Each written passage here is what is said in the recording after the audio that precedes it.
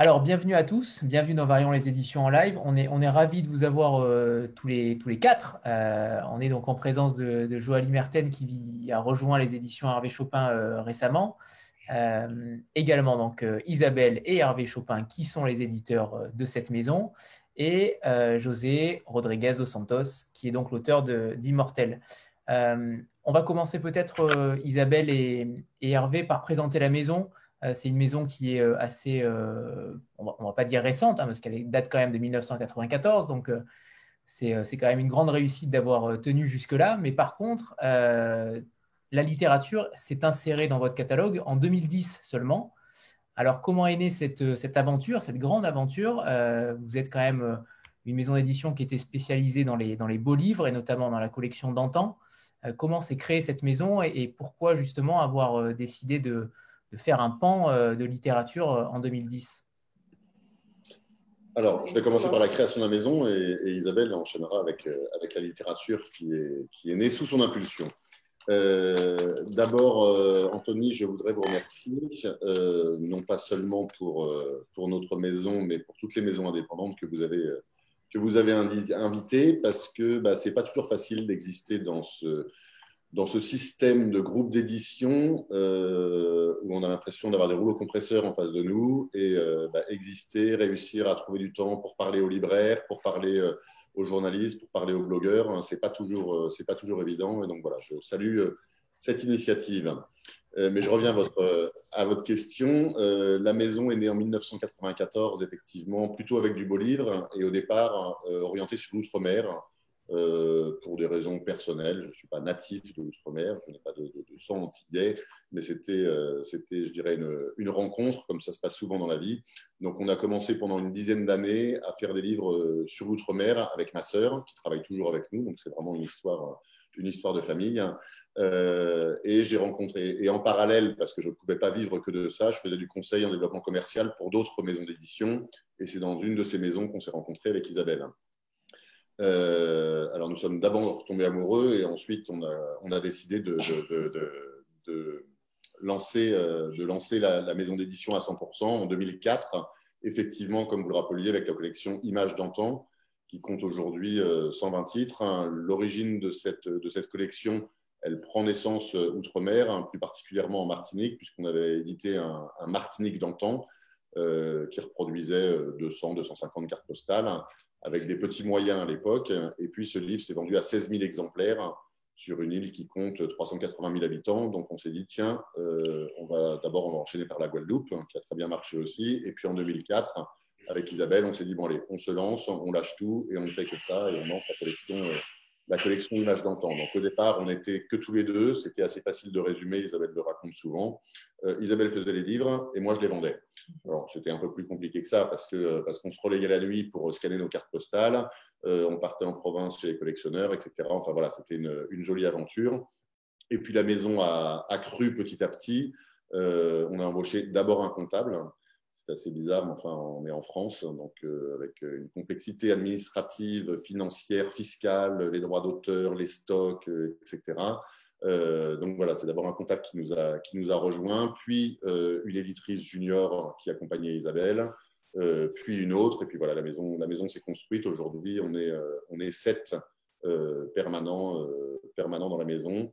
Et donc, après la collection d'antan, on a lancé une collection qu'on a appelée Agriculture, où on a fait des monographies de peintres, de designers, de photographes.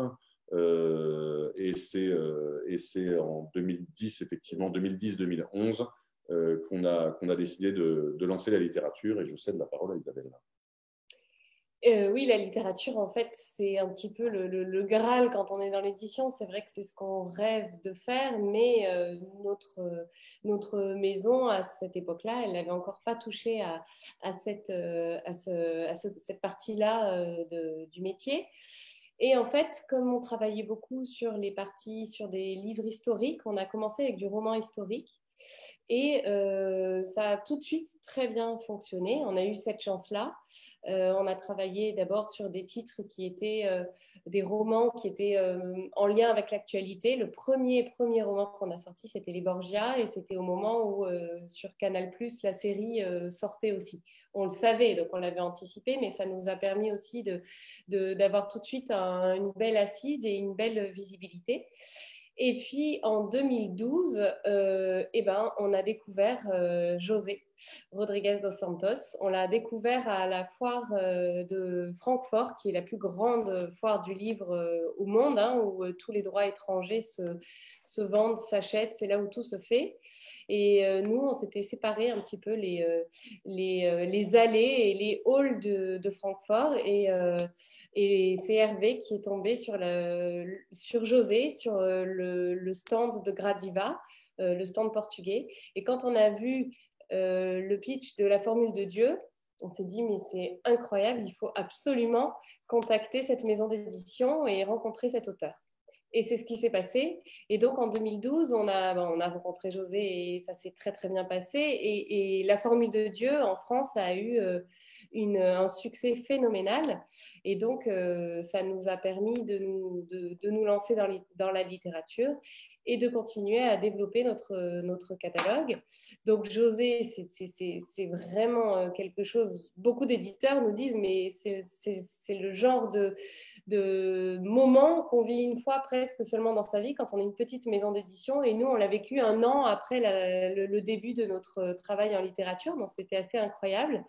Et puis en plus, c'était une rencontre et c'est devenu une amitié avec José, mais on a continué de construire notre catalogue et aujourd'hui, on publie une dizaine de titres par an, moitié étrangers, moitié français, avec toujours l'envie d'essayer de faire découvrir, d'aller dans des endroits où ne vont pas les gros éditeurs, en fait. C'est un petit peu ça notre marque de fabrique.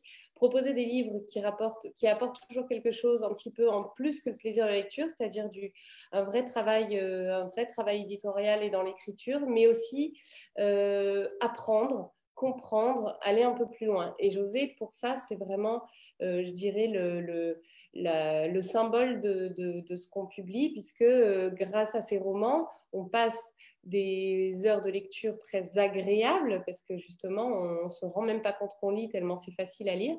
En revanche, on en sort toujours transformé parce qu'on apprend énormément de choses. Et ça, c'est vrai que c'est ce qu'on aime faire et ce qu'on veut continuer de faire avec tous nos auteurs. Jennifer? Oui, alors finalement, c'est pas c'est Franck. C'est Jane Franer, hein?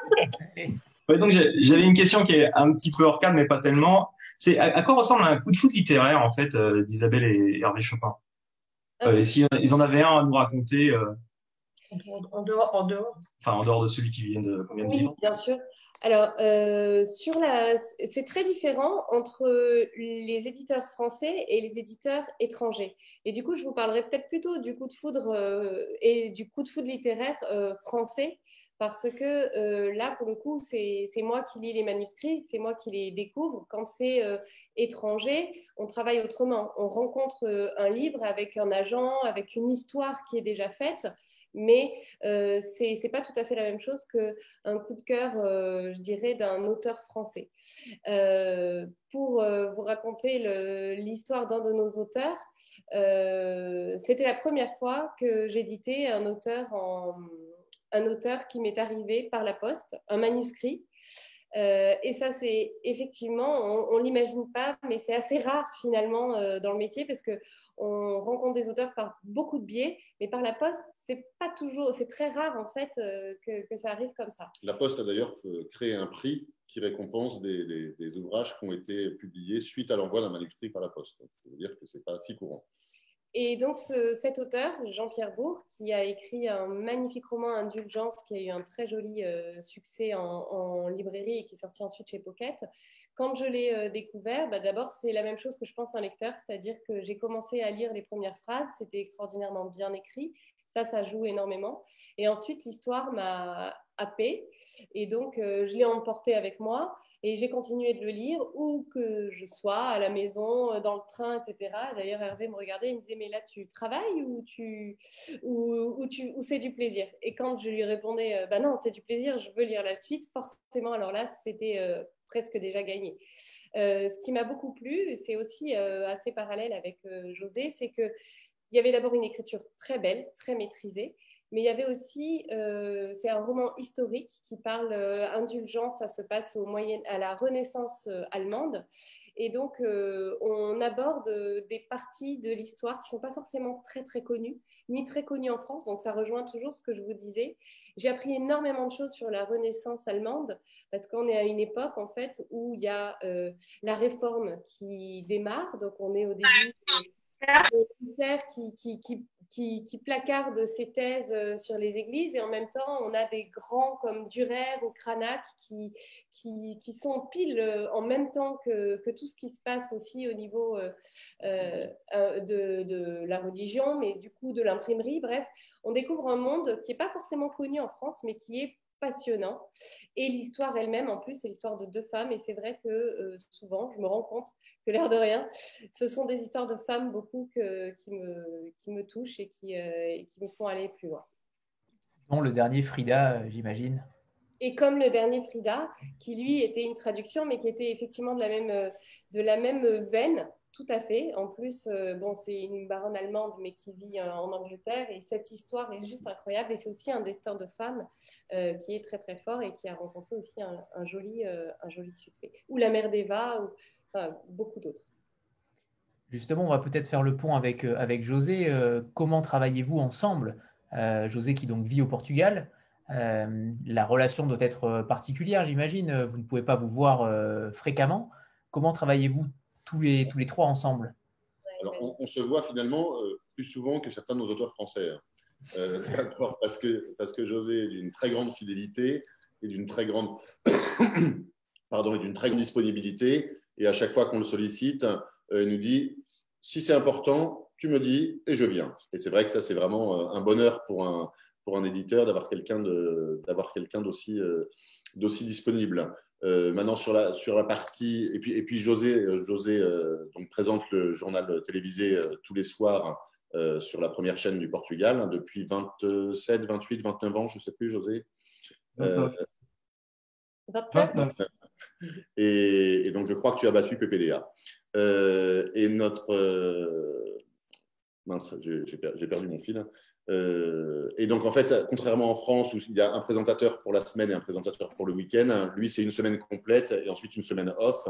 Et c'est vrai qu'il vient régulièrement en France, mais il se déplace évidemment dans d'autres pays puisqu'il est traduit en 18 ou 20 langues. Donc, il essaye de satisfaire toutes les demandes de ses autres éditeurs. Maintenant, sur la partie littéraire, traduction, etc., c'est plus avec Isabelle qui travaille. Là, en fait, c'est vrai qu'il y a toujours beaucoup d'étapes. Pour vous en donner des traits concrètes, là, on est en train de travailler avec José sur les prochains titres qui sont prévus pour 2021. Et donc, avant d'avoir la traduction, parce que là, c'est en cours de traduction, on connaît les sujets, on sait, avec toute la confiance qu'on fait à José, à quel point ça va être fort. Donc là, c'est en cours de traduction. Mais nous, on a déjà en amont besoin de beaucoup d'informations pour la partie qui est celle toute bête de préparer les éléments de présentation, de commercialisation, de couverture. Donc ça, on travaille en amont et il nous raconte. Et donc là, moi, je peux échanger avec lui, lui poser les questions, lui demander par rapport aux couvertures ce qui pourrait être intéressant, pas être collé pour le public français. Alors lui, il nous fait toute confiance, mais moi, j'ai besoin de beaucoup d'informations en amont. Et ensuite, il y a tout un travail sur le texte. Et alors là, c'est, je dirais, un triangle en fait qui se met en place puisque moi, je reçois la traduction d'Adelino Pereira, qui est le traducteur de José. Je travaille sur sa traduction. Quand il y a des questions, Adelino a déjà posé souvent des questions à José et moi, je lui en repose derrière pour être sûr que tout est bien en place. On échange souvent au moment de la traduction justement et de ce travail éditorial parce que mon travail à ce moment-là, sur un texte traduit, c'est vraiment de faire en sorte qu'on ne sente pas que c'est une traduction quand on le lit. Donc, c'est-à-dire que moi, mon enjeu, quand on lit Immortel, c'est qu'on ne se dise pas « Ouh là là, mais c'est traduit, c'est pas fluide. Il y a des tics de langage parce que chaque langue a des tics et ça se retrouve aussi dans une traduction. Donc, l'idée, c'est vraiment de travailler sur tout ça. Donc, j'ai ce moment qui est un long temps et après des questions de fond qui peuvent me permettre d'échanger avec José, avec Adelino. Et puis ensuite, il y a toute la partie de ce qu'on appelle le BAT. Donc, José, on a de la chance, il parle très, très bien français. Donc, il peut lire quand même Enfin, il ne le lit pas en entier, mais il voit un peu la globalité de la version finale avant que ça parte à l'imprimerie. Et puis ensuite, il y a tout le travail de communication. Et là, c'est un moment où on est beaucoup en échange avec José et où on a aussi l'occasion de travailler sur les titres à venir, etc. Donc, c'est vrai qu'on est sur toutes les étapes. Vraiment en travail étroit. Avant le confinement, c'était plus souvent en présentiel. Maintenant, c'est parfois Zoom ou téléphone, comme on peut. José, Oui. est-ce que tu veux ajouter quelque chose sur notre manière de travailler, de ton point de vue d'auteur? Oui, bon, en effet, il y a une différence très importante par rapport à la France, c'est que je parle la langue et ça aide beaucoup. J'y voyage souvent. En effet, je voyage partout, mais la France surtout. Le fait qu'on s'est devenus des amis et aussi le fait que on reste toujours en contact. Par exemple, aujourd'hui, j'ai parlé avec mon éditeur de la Finlande.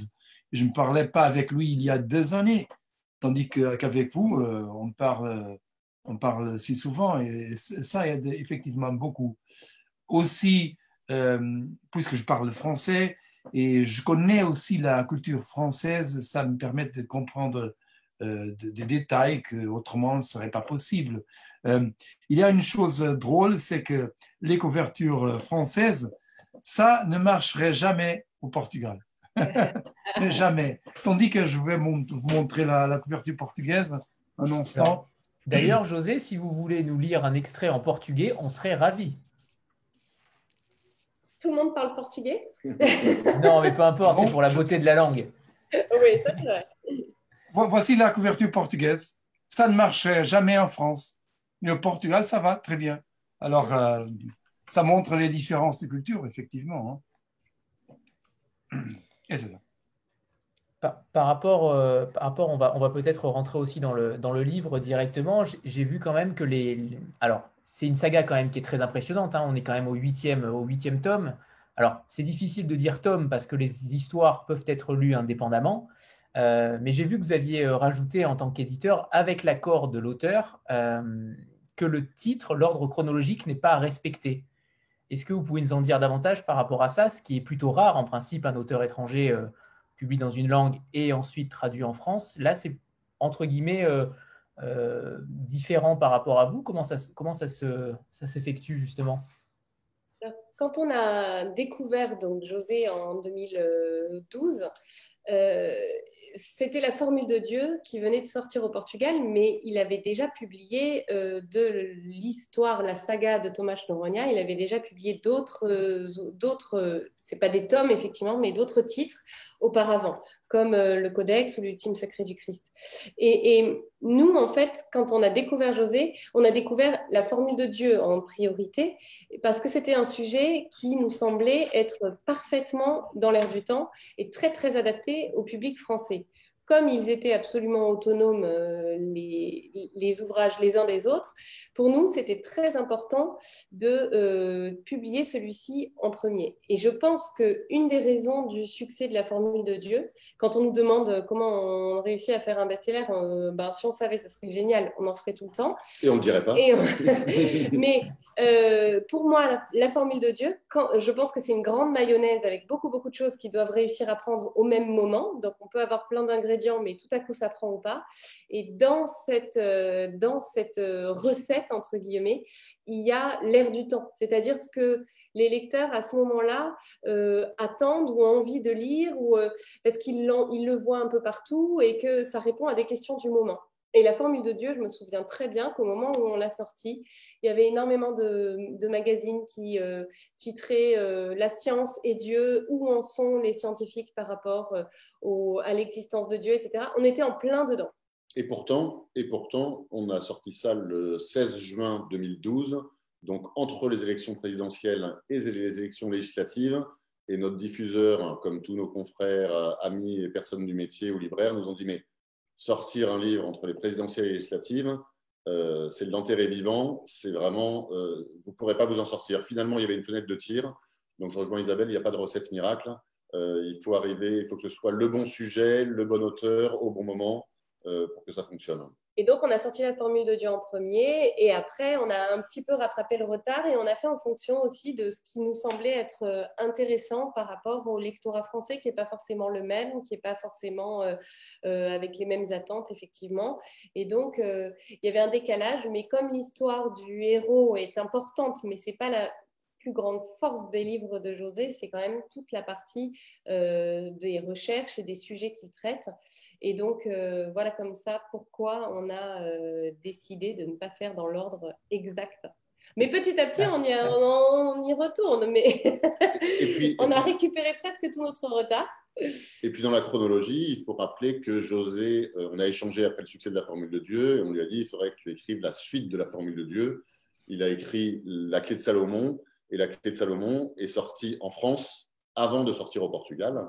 Et c'était un peu sa façon à lui de remercier les lecteurs français du succès de la Formule de Dieu. Et c'est vrai que nous, on a grandement apprécié, c'était une grande marque de confiance aussi de José de sortir ce livre pour nous en avant-première mondiale. Si je peux ajouter une chose, oui. C'est qu'en effet, c'est parfaitement normal que les éditeurs étrangers publient pas par l'ordre originel. Par exemple, dans mes traductions, seulement la Bulgarie a suivi la séquence originale. C'est normal, car ce sont des romans thématiques. Alors, les gens prennent les sujets qui sont d'intérêt. Et en effet, il y a un fil d'histoire, mais chaque roman est indépendant des autres. C'est comme tantôt, je peux lire Le Temple du Soleil sans lire, je sais pas, Le Lotus Bleu, par exemple, même s'il y a une certaine continuité dans les héros. Ici, c'est un petit peu la même chose. Il y a toutefois un autre sujet qui est intéressant de parler au sujet de la traduction, c'est que je publie en général deux genres de romans. Je publie les romans, ce que j'appelle des mystères réels, ce sont ces histoires de Tomàs Noronha, l'héros, et ce sont des romans contemporains avec des sujets d'actualité ou de la philosophie, de la science, l'histoire, de la religion, n'importe quoi. Mais je publie aussi des romans historiques. Et ces romans historiques, en général, ne sont pas traduits en d'autres langues car ils parlent des histoires par rapport au Portugal d'une façon quelconque. Mais en France, on a commencé aussi à publier ces romans historiques. On a débuté avec L'homme de Constantinople, puis Le millionnaire à Lisbonne. Et l'année prochaine, ça sera aussi un roman historique. Alors, peu à peu, l'œuvre va se... Puisque j'ai publié en portugais 21 romans déjà, et en français, il n'y a que peut-être 10. 10. Alors, c'est la moitié. Alors, ça prend du temps. Alors, justement, sur cet ordre... Pardon, Hervé. Allez-y. Donc, on a encore une jolie backlist. Et alors, pour rebondir sur ce choix des titres, il y a 2 titres, sans doute, qu'on ne publiera pas de la saga Tomàs Noronha, même si on nous les demande. C'est Le Septième Sceau et, aide-moi, José. Et la main du diable. Parce que Le Septième Sceau a une douzaine d'années et ça concerne l'écologie et on va dire que le sujet est évidemment d'actualité. En revanche, les informations qui sont dedans ne le sont plus. Et La main du diable, c'était sur la crise des subprimes en 2008. Donc forcément, c'est pas des sujets qui sont très... donc on s'adapte aussi effectivement à notre marché et à l'ère du temps. Et voilà, c'était justement ma question. Je trouvais ça très risqué en réalité. Imaginons que demain, José écrive sur Creutzfeldt Jacob ou la grippe aviaire qui ne sont plus des sujets. En effet, vous perdez le manuscrit, entre guillemets. Donc, c'est vrai que c'est un peu dommage. C'est un peu dommage. Oui, c'est alors, comme on a commencé 6 ou 7 ans après que José ait commencé, on avait encore des choses en backlist, puisque d'habitude, comme il le disait, il fait une année un Tomàs Noronha et une année un roman historique. Donc, on a commencé, nous, par les Tomasz Neuronia, puisqu'on en avait encore sous le coude, si vous me permettez l'expression. Et ensuite, on a décidé de faire la saga sur Gulbenkian, donc l'homme de Constantinople et un millionnaire à Lisbonne. Ce qui a été aussi très rassurant, parce que c'était un risque, parce que les gens se sont attachés à Tomasz. Les gens aimaient la façon de rechercher de José. Et publier ces 2 livres, c'était un risque. Et là, on a vu que José avait un socle de lecteurs très solide en France, puisque les 2 livres se sont très bien vendus. C'est aussi dû à la qualité de ses recherches, puisque qu'elles soient scientifiques, religieuses, etc. Et là, dans ce cas-là, historique, voilà, les recherches sont tellement précises que les gens, je pense, ont retrouvé cette rigueur. Béa? Oui, bonsoir. Merci à tous les 3 d'être présents avec nous ce soir. J'avais une question pour José. On a parlé tout à l'heure de votre travail avec les éditeurs, mais je voulais en savoir un petit peu plus sur votre travail d'écrivain et sur la manière dont vous vous organisez, puisque vous n'êtes pas qu'écrivain, vous êtes aussi présentateur télé. Je voulais Et savoir, reporter de guerre. et reporter, journaliste. Quand est-ce que vous écrivez? Est-ce que c'est un peu tout le temps? Est-ce que ça ne sont que les semaines où vous n'êtes pas sur d'autres sujets de journalisme? Voilà. Comment est-ce que vous travaillez, vous, à l'écriture de vos romans? Eh bien, bon, c'est compliqué car en effet, j'ai beaucoup de choses à faire et en plus, j'ai une famille. Mais toutefois, j'ai un grand avantage, je travaille très vite, je l'ai fait toujours. Alors, par exemple, quand j'écris des romans, j'écris en moyenne environ 10 pages par jour. Alors, en mois, ça ferait 300 pages. En effet, je ne le fais pas tout le mois. J'écrirai peut-être 20 jours dans un mois, car il y a des week-ends et tout ça. Mais je travaille à la télé, mais je fais le travail il y a longtemps déjà. Je présente le journal dès 1991. Et bon, c'est devenu une routine. Alors, j'ai des gens qui m'aident à faire des choses et j'y arrive à 5 heures de l'après-midi et bon, et je fais le journal jusqu'à 9 heures du soir. Bon, et ça m'aide à faire les choses.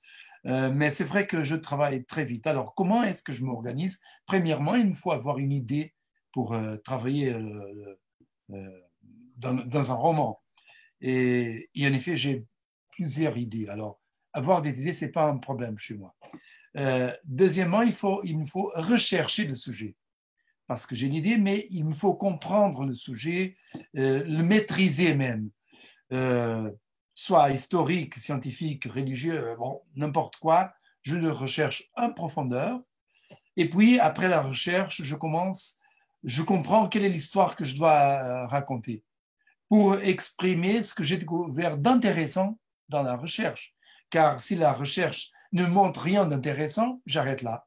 Mais si je trouve des choses qui sont très relevantes, bon, alors on y va. Et puis, j'écris l'histoire. Ça m'amuse beaucoup. C'est peut-être le moment le plus créatif.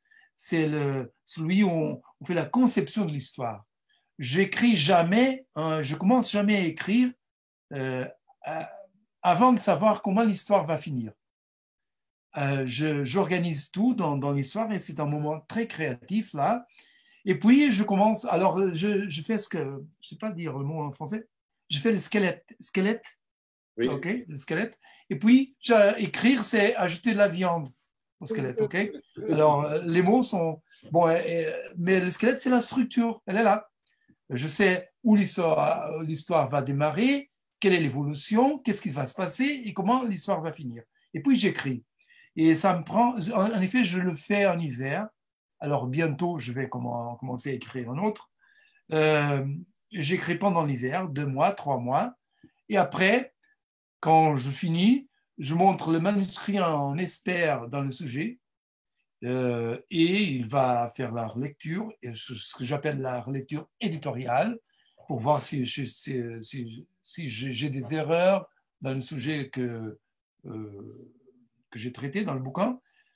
Et puis finalement, c'est la relecture grammaticale, si on peut l'appeler ainsi, et les couvertures, tout le côté graphique qui m'intéresse beaucoup. Et finalement, c'est donné à l'éditeur, il va publier. Et c'est comme ça. Alors, il y a une saisonnalité dans le sens que je recherche à l'été et en automne, j'écris à l'hiver et je délivre le texte au printemps pour publier en général au Portugal en octobre, septembre, octobre. Et c'est ces temps-ci que les choses se passent. Oui, dans ton travail, il y a quand même un très gros. Là, tu as beaucoup parlé du travail d'écriture, mais il y a un très gros travail de recherche. Absolument, la recherche est la clé. Je ne pourrais jamais écrire des romans qui racontent l'histoire de Marie qui connaît Pierre, il tombe amoureux, mais la mère de Marie ne veut pas que... Il y a un tas de romans comme ça en librairie. Je veux raconter des histoires qui nous apportent des choses. Alors, je dis souvent, j'essaie de faire pas de passe-temps, même si, quand on lit, on a envie de continuer à lire et de tourner la page, mais j'essaie d'écrire des gagne-temps. Ça veut dire des romans, on lit, on s'amuse à lire, on passe le temps très bien, mais on apprend des choses. Alors, on gagne le temps, on apprend des choses sur nous-mêmes, sur notre monde, sur l'univers, sur le passé, sur n'importe quel sujet, des choses qui sont relevantes pour nous. Et c'est la recherche qui va nous amener à ces informations. Alors, la recherche, elle est centrale. Et aussi, la relecture éditoriale, par exemple, avec Furie divine, c'était un petit peu bizarre quand j'ai écrit et publié la Furie divine en 2009 au Portugal. C'était bien avant Charlie Hebdo et tout ce qui s'est passé après. Et j'ai trouvé le contact d'un fondateur d'Al-Qaïda, l'auteur du premier attentat d'Al-Qaïda en Europe. Je lui ai montré le manuscrit, il habitait en Éthiopie, je lui ai envoyé sur PDF sur Internet, et bon, il a relu, il a fait des petites observations. Et alors, je suis sûr, quand on lit Furie divine, que ce que le bouquin présente, c'est vraiment comment il résonne. Et voilà le défi de comprendre le sujet, d'amener des spécialistes pour vérifier le texte et vraiment, comme disait Hervé, la recherche, elle est centrale de mes romans. C'est clair. Par rapport à cela, José, donc d'entrée, on sait quand on ouvre le livre que toutes les informations sont réelles. Est-ce que vous avez un passé entre guillemets d'historien, ou au contraire, c'est votre métier de journaliste qui fait état de toutes vos recherches? Vous avez une capacité de recherche qui est évidemment supérieure à d'autres écrivains, forcément. Est-ce que c'est justement ce côté journalistique qui vous a permis de faire autant de recherches assez rapidement au final? Bon, il y a plusieurs facteurs. Premièrement, je travaille vite. Deuxièmement, je parle 5 langues. Alors, ça m'aide beaucoup à rechercher en plusieurs langues différentes. Et on trouve du matériel en France, en Angleterre, en Italie, en Espagne, évidemment au Portugal, au Brésil. Il y a des matériaux qui sont différents. Et ça enrichit, c'est une recherche plus enrichie. Et je pense que c'est vraiment important. Puis, en effet, je suis journaliste il y a longtemps, mes 16 ans vraiment, mais le côté recherche, ce n'est pas mon côté journalistique, c'est mon côté académique, car j'ai enseigné à l'Université de Lisbonne pendant 25 ans. Et alors, j'ai un système académique de le faire. Le côté journalistique, c'est on ne le voit pas dans la recherche, mais on le voit à l'écriture. Car les journalistes, ils essaient d'écrire, il y a deux techniques qui sont centrales dans notre métier. Premièrement, il nous faut écrire d'une façon claire. Si on lit un texte et on ne comprend pas le texte, ce n'est pas ma faute en tant que lecteur, c'est la faute du journaliste qui n'a pas bien écrit. Alors, l'écriture doit être très claire, très transparente. Les mots sont là, mais souvent on ne voit plus les mots, on voit la situation que je présente. C'est ce que j'essaie de faire.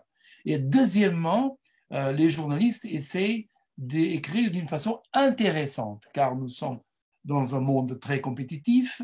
Et alors, bon, les gens ne s'intéressent pas avec un quelque chose qu'on écrit, elles vont changer de page immédiatement. Alors, il nous faut travailler, écrire d'une façon intéressante.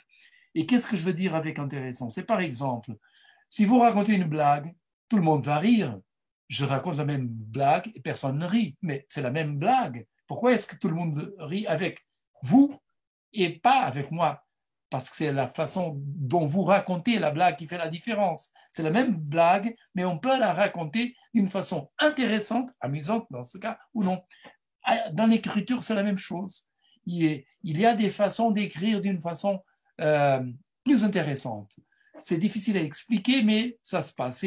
C'est une technique journalistique. Alors, j'amène la recherche académique et l'écriture journalistique pour mes bouquins. Et bon, c'est ainsi que les choses se passent. Jennifer? Pardon.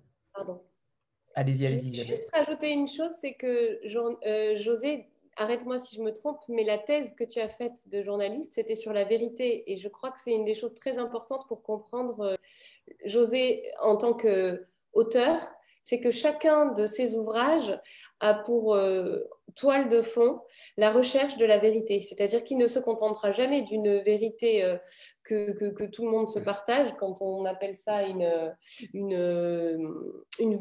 fausse vérité. Il y a un terme très précis. Fake news. Voilà, et les idées reçues notamment. Et José, son grand dada, c'est de prendre une idée reçue et de la démonter pour pouvoir garder ce qui est vraiment ce qui est la vérité absolue. Et c'est ce qu'on trouve dans chacun de ses ouvrages, et quel que soit le thème, que ce soit l'histoire de Jésus-Christ, que ce soit où en est la science par rapport aux origines de l'univers, à l'existence de Dieu, ou que ce soit Furie divine avec le Coran, ou Immortel avec l'avancée de la science et l'intelligence artificielle. Et c'est ça qui est passionnant quand on arrive quand on comprend comment il fonctionne, on a envie de tout lire parce qu'on sait qu'on verra les choses autrement une fois qu'on aura refermé le livre. Oui, en effet, la question de la vérité, elle est centrale dans mon travail. Ce qui m'intéresse quand j'écris, c'est de découvrir les choses qu'on ne connaît pas. Ou de faire le démontage des idées qui sont des préjugés et souvent politiquement corrects. Ça m'intéresse beaucoup de faire le démontage des mythes et toucher au tabou. Mais dès que ce soit vrai, évidemment, je ne veux pas jamais tromper les gens. Il y a des épisodes amusants. Par exemple, quand j'ai écrit L'ultime secret du Christ, c'est un démontage de la personnalité de Jésus, car l'Église présente en Jésus, et en effet, les historiens, dans leurs recherches, ont trouvé en Jésus historique différent de celui que l'Église nous présente. Alors, et les gens ne connaissent pas. Évidemment, les académiciens, ils connaissent, mais le grand public ne connaît pas. Alors, quand j'ai écrit L'ultime secret du Christ, c'était un démontage du personnage de Jésus. Et je me souviens, c'était très drôle ici au Portugal, car quand j'ai publié le roman, l'Église l'a beaucoup critiqué, et la presse est revenue vers moi, elle m'a demandé, mais quelle est votre réaction aux critiques de l'Église? Et je dis, bon, j'ai deux réactions. Première réaction, merci, parce que c'est de la publicité gratuite, j'ai payé, je n'ai pas demandé, mais on veut me faire la publicité, alors merci beaucoup. Et deuxième réaction, est-ce qu'il y a des erreurs du point de vue historique de ce que je présente dans le bouquin? Parce que, évidemment, l'histoire fictionnelle, c'est la fiction. Si Thomas tombe amoureux d'une fille ou s'il y a un crime quelconque, bon, ça, c'est la fiction. Mais les données sur le Christ qu'on trouve dans le bouquin, ça, tout est le résultat des découvertes des académiciens. Et alors, s'il y a des erreurs, dis-le-moi, et je suis prêt à corriger dans une prochaine édition, car je ne veux tromper personne. Finalement, la presse est revenue vers l'Église et a demandé, mais où sont les erreurs? Et c'était en silence d'embarras. Et puis, ils ont répondu, bon, en effet, c'est vrai que les historiens ont découvert ça, mais on trouve que les gens ne sont pas prêts à entendre ce genre de choses. Et alors, j'ai donné la réponse française typique, désolé. En effet, c'est une réponse française très, très courante. Jennifer? Alors moi, c'est moi, c'est moi. Ce coup-ci, c'est moi. Oui, alors moi, effectivement, j'ai été absolument épatée par tout le travail de recherche qui a été fait. Et surtout, j'ai été épatée parce que vous avez réussi à me faire comprendre des trucs que je ne comprends jamais. Donc, effectivement, je trouve qu'il y a vraiment de la pédagogie dans votre travail et je trouve ça formidable. Par contre, j'avais une petite question par rapport au rythme du livre, parce que du coup, on a l'impression que la première partie du bouquin, il y a toute cette partie un petit peu pédagogique, démonstrative, et puis aussi un petit peu philosophique, je dirais. Donc ça, c'est super intéressant. L'action arrive pour moi un petit peu vraiment à la deuxième partie. Du coup, ma question simplement, c'est est-ce qu'à un moment donné, vous n'avez pas peut-être un peu peur de perdre le lecteur? Voilà, parce que c'est passionnant, mais c'est vrai que l'action, elle arrive un petit peu tard. Du coup, est-ce que vous n'avez pas, à un moment donné, peut-être des critiques vis-à-vis de ça? Voilà, c'était ma question. Oui, bon, c'est une observation très juste. En effet, je me pose la question de l'équilibre entre l'action et le contenu. Mais je prends toujours ce que... Bon, il faut trouver un compromis quelconque, mais pour moi, le plus important, c'est le contenu. Peut-être pas pour le lecteur, mais je vous assure, chaque lecteur, il va lire le bouquin d'une façon différente. Je me souviens, une fois, j'étais à la fête du livre à Lisbonne et un bouquin que qu'avais, qui s'appelle La fille du capitaine, un lecteur m'a dit « Oh, j'ai bien aimé le commencement de votre bouquin, mais la fin, c'était pas magnifique. » Ok, très bien. Et puis la personne suivante, pardon? Ouais, pardon. Non, je veux dire, j'ai trouvé vraiment ça très intéressant, hein, réellement, hein, en termes de rythme. Hein. Mais du coup, j'ai trouvé ça surprenant, voilà aussi, parce que par rapport au travail voilà, comment vous travaillez les rythmes, en fait, voilà, c'est ça ma vraie le question. rythme. Comment vous travaillez le rythme de votre livre, parce que j'ai trouvé ça très original, en fait, réellement, en plus. Oui, non, il faut revenir sur l'anecdote. Hein. Sur l'anecdote, on ne connaît pas la réponse. Oui, bon, non, ce que je voulais lecteur. raconter, c'est que les gens sont toutes différentes. Je parlais sur La fille du capitaine. Une personne m'a dit le commencement c'est magnifique, la fin c'est pas formidable. Et la personne suivante m'a dit le commencement pas magnifique, mais la fin c'était extraordinaire. Alors, ce que je veux dire, c'est que les gens, chaque personne, elle va lire un bouquin d'une façon très personnelle. Et ça c'est hors contrôle. Alors, en effet, il y a un sujet du rythme. Il y a le rythme de l'histoire, du thriller et le rythme de la recherche. J'essaie d'écrire toujours ce qui m'intéresse. Et je pense que peut-être si ces choses m'intéressent, elles seront intéressantes pour les autres gens. Ce n'est pas forcément comme ça, mais c'est ainsi que je raisonne. Et alors, le rythme du côté recherche est un petit peu différent du rythme du côté thriller. Mais il y a un rythme quand même. Dans le cas d'Immortel, parce que je pense que c'est celui dont vous parlez, ce que j'ai fait pour résoudre ce problème, il n'a pas tout à fait résolu, mais il a aidé. Il y a deux histoires parallèles. Il y a une histoire d'un scientifique chinois qui est kidnappé par son propre gouvernement. C'est basé sur une histoire réelle, en effet. Et il y a l'histoire de Toumache. Et l'histoire de Toumache, au commencement, touche au sujet plus important qu'il faut maîtriser sur l'intelligence artificielle, tandis que l'histoire du scientifique chinois, il y a un petit peu plus d'action, car il est kidnappé, il va essayer de s'évader, tout ça. Et bon, c'est une technique pour que le commencement ne soit pas trop lourd. Mais ce commencement, il est nécessaire par deux raisons. Première raison, pour comprendre le sujet, qui finalement c'est la vraie raison d'être du bouquin. Et deuxièmement, pour comprendre la conclusion du roman, car ce sont des pièces du puzzle que je vous donne cette information ici, cette information-là, et à la fin du bouquin, tout va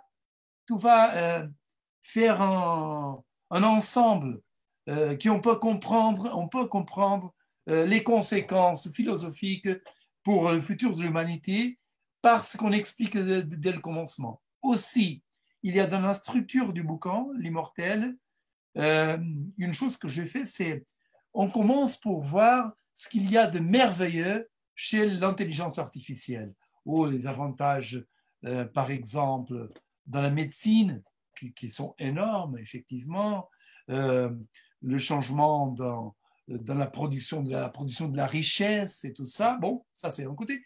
Et puis, quand on commence à lire le bouquin, quand on arrive plus tard dans le bouquin, on trouve le côté noir de l'intelligence artificielle. Alors, je présente les deux. Et puis, il y a la conclusion qui nous présente, bon, qu'est-ce que ça veut dire, le bon et le mauvais? Où est-ce que ces évolutions vont nous amener? Et qu'est-ce qu'on peut faire, si on peut faire quelque chose, pour les arrêter ou pour changer le cap? Bon, c'est pourquoi il est écrit de cette façon. Il me serait impossible de raconter ce que je voulais raconter, car il faut toujours avoir présent que j'essaie d'écrire des gagne-temps, dans le sens, quand on finit le bouquin, on comprend un sujet d'une façon plus complète ou nouvelle qu'avant lire le bouquin. Et c'est vraiment l'enjeu de mes romans. Je ne pourrais jamais écrire un roman qui raconte une histoire, même si elle est très intéressante, une histoire sans signification. Ça ne m'intéresse pas. Il y a d'autres bouquins qui peuvent faire ça seulement pour s'amuser. Il y a une autre chose que ça ne m'intéresse pas aussi, non plus. Il y a beaucoup d'écrivains qui aiment le faire, c'est travailler seulement sur le style. Le mot, la parole, elle est un fin à elle-même. Ça ne m'intéresse pas non plus. Ce qui m'intéresse, c'est raconter des choses. Je trouve que écrire, c'est dire. C'est seulement pas écrire, c'est dire quelque chose. Et dire quelque chose de nouveau, dire quelque chose qui va changer notre tête, notre esprit, qui va nous ouvrir des horizons différents, qui va nous faire regarder un sujet d'une façon différente, car c'est là la grande puissance de la littérature. La littérature, c'est pas seulement le style, c'est pas seulement raconter une histoire, c'est toucher aux vérités, c'est raconter les vérités et surtout raconter les vérités interdites ou les vérités qu'on n'a jamais pensées. C'est le travail d'un écrivain d'aller plus loin, d'arriver avant les autres et montrer le chemin. Quand on lit 1984 de George Orwell, c'est un roman du point de vue stylistique, c'est pas spécial, mais c'est un roman qui nous montre des choses qu'on n'a jamais pensées dans les années 40. Il nous dit, bon, le monde, il va dans cette direction avec ces totalitarismes. Il faut penser que c'était Hitler et c'était Staline. Et c'est là le travail de l'écrivain. Souvent, on écrit des choses et les gens sont inacceptables. J'imagine, par exemple, Flaubert, lorsqu'il a écrit Madame Bovary en France au XIXe siècle, il parlait des femmes mariées qui avaient des liaisons extra-conjugales, extra-matrimoniales. Bon, j'imagine que c'était un sujet compliqué au XIXe siècle. Au Portugal, c'était en effet. Et j'imagine qu'en France aussi, même si c'est un pays plus ouvert que le Portugal au XIXe siècle et même aujourd'hui. Mais Flaubert l'a fait. Et puisqu'il l'a fait, il a touché l'interdit. En Angleterre, c'était Lady Chatterley's Lover de D.H. Lawrence, qui a fait la même chose, la vie sexuelle d'une femme mariée. Un sujet absolument interdit. Mais c'est le travail d'un écrivain. Même si le bouquin il est inacceptable à son époque, un jour, on va dire non, il est arrivé le premier. Et c'est ce que j'essaie d'écrire dans mes romans. J'écris des choses. Souvent, il se passe que ce sont des choses qui, bon, les gens n'aiment pas qu'on touche. Non, c'est pas bon. Mais, et je pose toujours la même question, mais est-ce qu'il y a des erreurs? Et finalement, ils ne sont pas là. Et alors, c'est pourquoi, par exemple, c'est très intéressant. Immortel, quand je l'ai écrit, le point de départ, c'est une histoire vraie. Un scientifique chinois qui s'appelle He Jiankui, il est allé en 2018 à Hong Kong pour faire une présentation dans une conférence sur le génome humain. Et soudain, pendant cette présentation, il a annoncé que des enfants en Chine sont nés avec une manipulation génétique d'un gène qui s'appelle CCR5 et qui régule l'entrée du virus VIH dans le corps humain. Alors, ces enfants sont devenus immunes au virus VIH. Et ça a déclenché un grand débat scientifique, un scandale, mais il a manipulé des êtres humains. La Chine a dit non, on n'a rien à voir avec ça. Et soudain, He Jiankui, le scientifique, il a disparu. Alors j'ai pensé que c'est un sujet très intéressant à toucher. Alors le roman commence avec cette histoire. Un scientifique qui va à Hong Kong, il fait cette présentation. Et puis, je vais montrer qu'est-ce qu'il y a derrière sa disparition. Et ça va nous amener au projet chinois de l'intelligence artificielle et le conflit entre les États-Unis et la Chine autour de ce sujet et le contrôle des populations autour de ce sujet. Et voilà, après que j'ai publié le bouquin au Portugal, c'était l'année passée, l'année dernière, le Covid est venu. Et le conflit entre la Chine et les États-Unis, il est là. Et le contrôle de la population par la Chine, on en parle. Et voilà. Mais j'ai touché au sujet le premier. Alors, c'est le travail d'un romancier, de toucher l'interdit et de dire les choses avant les autres. Et c'est en effet d'ouvrir des horizons. C'est pourquoi j'écris de cette façon. Peut-être on peut dire, bon, c'est petit, peut-être le rythme n'est pas si extraordinaire dans quelques morceaux dans le bouquin, mais finalement, si je dois sacrifier le rythme pour la compréhension de l'importance d'un sujet, je préfère le sujet, vraiment, même si j'ai toujours présent qu'il faut avoir un compromis et il faut équilibrer les choses. Alors, il faut avoir de l'action, mais sont tout à fait des romans différents par rapport à ceux qu'on trouve dans les librairies. Il y a, je pense, une certaine... il y a ma voix. En effet, c'est ce qu'on dit. Il y a ma voix dans le roman. C'est une voix différente de tous ces écrivains qu'on peut trouver. C'est pas mieux, c'est pas pire. Bon, c'est ma voix, c'est mon choix d'écrire sur les sujets, les romans, le côté thriller ou polar ou n'importe quoi, n'est qu'un moyen d'amener au grand public ces choses-là. Et j'essaie d'expliquer des choses complexes d'une façon simple. Je dis, et vous avez bien réussi, hein. Vous avez bien réussi, franchement. Merci. Parce que c'était très compliqué. Même moi, j'ai réussi à comprendre. Franchement, c'était épatant. Hein.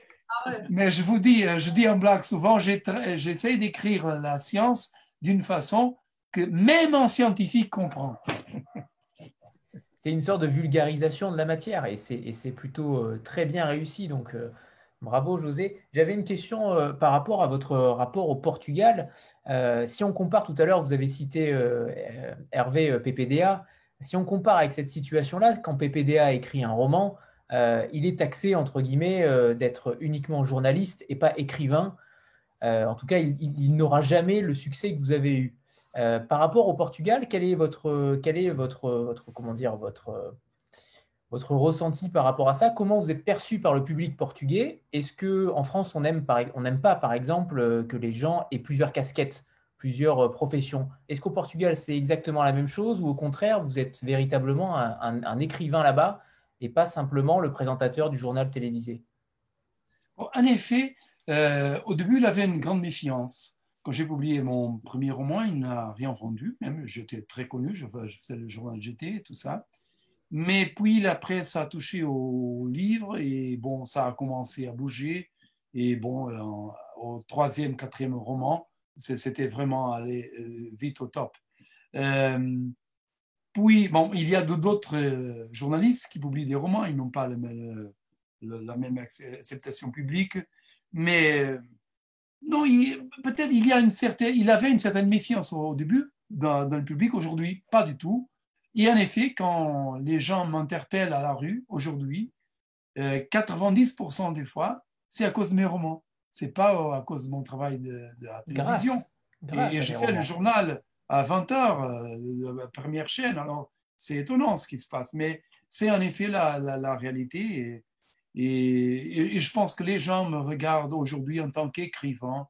Et bon, c'est normal. Tout à l'heure, vous avez cité Flaubert. Donc, j'imagine qu'évidemment, vous l'avez lu. Mais par rapport à votre culture de la littérature française, est-ce que vous avez des influences? Mais sûrement, mais vous irez rire. Mes influences, c'est Astérix, Tintin, Spirou, Gaston Lagaffe, car quand j'étais petit, je suis un pied noir portugais.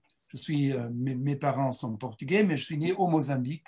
C'était au temps de l'Empire portugais, en Afrique orientale portugaise. Et quand j'étais petit, je lisais les bandes dessinées franco-belges, en effet. Et puis, je parle le français à cause de ça, car je me suis rendu compte qu'il y avait un tas d'autres BD qui n'étaient pas traduites. Alors, j'ai commencé à acheter en français et c'est pourquoi je parle français. Alors, si je dis des choses comme partout à si c'est par les popettes, ce n'est pas une surprise pour vous. Hein. C'est pour moi un français basique. Et ce sont de très belles références. Oui, voilà. Pour la lecture en général, non, j'ai lu en effet Flaubert, Dumas, mais pas beaucoup d'auteurs français en français. Pas beaucoup en effet, mais les classiques, oui, bien sûr. Et côté portugais, j'imagine que Fernando Pessoa a une place particulière. Oui, je ne suis pas très fort dans la poésie, je dois dire, mais des écrivains portugais, bien sûr, le grand classique portugais, c'est Eça de Queiroz, ça serait peut-être votre Victor Hugo. Queiroz, il était du 19e siècle, il est probablement le meilleur écrivain de l'histoire du Portugal. La littérature du portugais, c'est vraiment étonnant. Il y a des autres plutôt classiques que j'aime bien lire. Mais aujourd'hui, c'est le problème de mon métier d'écrivain, c'est que je lis beaucoup, mais je lis pour la recherche de mes bouquins. Alors, il y a longtemps que je ne lis pas pour plaisir. C'est vraiment dommage, mais j'écris un roman chaque année. Et il y a beaucoup de recherches. Alors, il y a même des rumeurs au Portugal que j'ai une équipe de gens qui fait la recherche, une équipe de gens qui écrivent mes bouquins pour moi et tout ça. Bon, c'est évidemment c'est un délire, mais les gens trouvent mal à expliquer comment il fait le journal et en plus il publie un roman chaque année avec ce genre de recherche en profondeur et tout ça. Et je le fais naturellement, mais je mets à la position des gens et évidemment c'est étonnant, mais j'arrive à le faire, et même si je ne comprends pas comment je le fais, mais je le fais en effet. José, est-ce que vous avez déjà reçu des menaces ou quelconques échanges par rapport à vos romans, notamment sur la religion? On sait que c'est un sujet qui est quand même très particulier. Est-ce que vous avez été confronté à ce genre de choses? Oui, quand j'ai écrit L'ultime secret du Christ, il y avait beaucoup de lecteurs catholiques qui étaient un petit peu agacés avec moi. Ils n'ont pas menacé vraiment, mais bon, ils ont dit des choses un petit peu pas sympathiques. Quand j'ai écrit Furie divine, moins de réactions. Il n'y a pas beaucoup de musulmans au Portugal, alors ce n'était pas un grand sujet. J'ai reçu beaucoup de réactions au Mozambique, car il y a une grande communauté musulmane au Mozambique. Et j'ai reçu une menace, mais ce n'était pas vraiment une chose choquante. Toutefois, j'ai écrit un roman qui n'est pas publié en français. En effet, c'est une trilogie. C'est la trilogie du Lotus qui nous appelle, car il faut que je vous explique ce détail-là. Mes romans historiques, ils ont toujours, presque toujours, un côté philosophique aussi. Par exemple, chez L'homme de Constantinople et un millionnaire à Lisbonne, qui est traduit en français, c'est la philosophie esthétique. Qu'est-ce que l'art, qu'est-ce que la beauté? Tout cela, c'est un débat qu'on trouve dans le bouquin. Alors, chacun de mes romans touche à des sujets philosophiques. Il y a un sur l'éthique et la morale.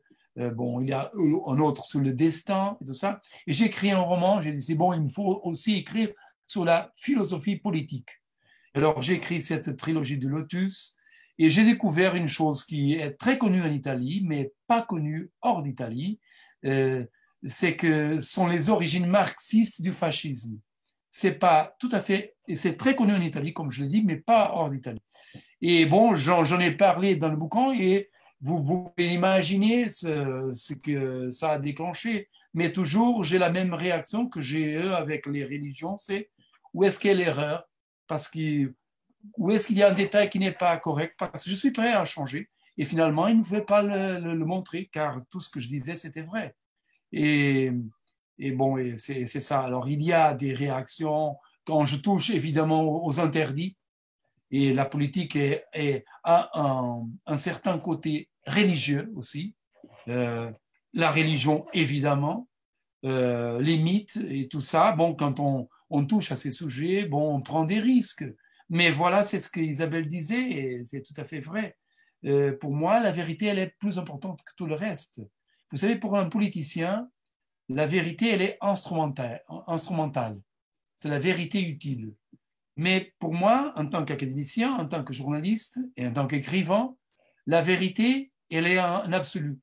Ça ne m'intéresse pas la vérité utile et oublier la vérité inutile. Non, je dis la vérité inutile aussi, ou la vérité qui est politiquement incorrecte, car c'est la vérité.